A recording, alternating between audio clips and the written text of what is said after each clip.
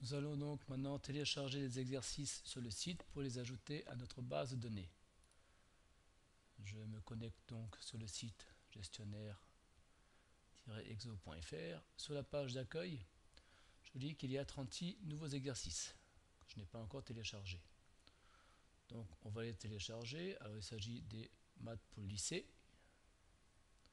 Et sur cette page, on me propose un lien pour télécharger les nouveaux exercices. Je clique dessus. Et on me propose de télécharger un fichier zip qui contient tous les nouveaux exercices. Alors je précise que pour cela le site utilise un cookies, donc cette fonctionnalité ne peut être utilisée que si le navigateur accepte les cookies. J'enregistre ce fichier et je vais les ajouter au gestionnaire.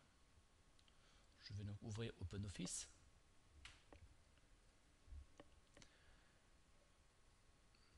Et nous allons utiliser dans le gestionnaire la fonction ajouter des exercices. Alors pour les ajouter, il faut les placer d'abord dans un répertoire temporaire. Le programme propose exercice temp dans les documents. Alors si ce répertoire n'existe pas, il faudra le créer, ce que je vais faire ici. Donc je vais créer le répertoire dans mes documents exercice temp.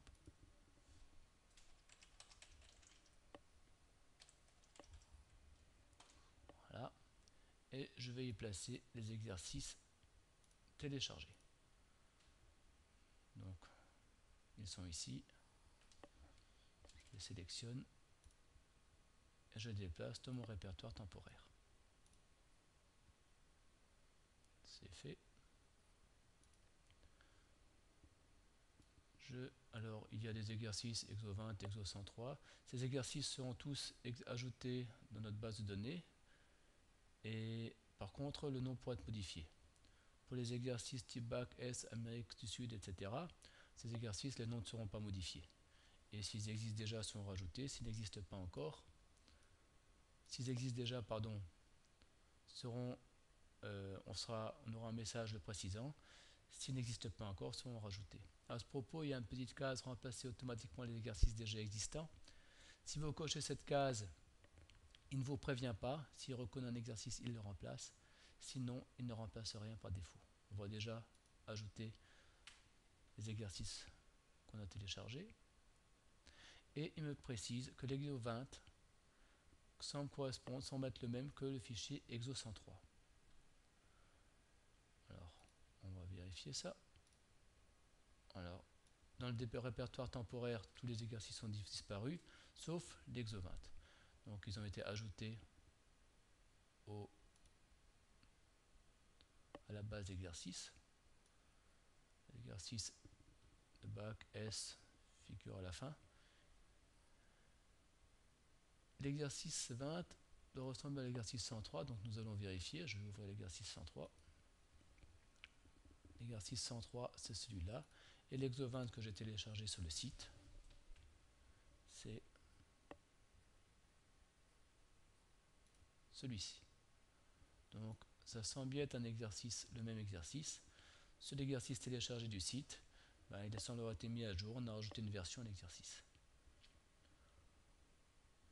Donc, il semble être intéressant de le remplacer. Je vais donc remplacer cet exercice. Donc, je vais de nouveau utiliser la fonction ajouter un exercice.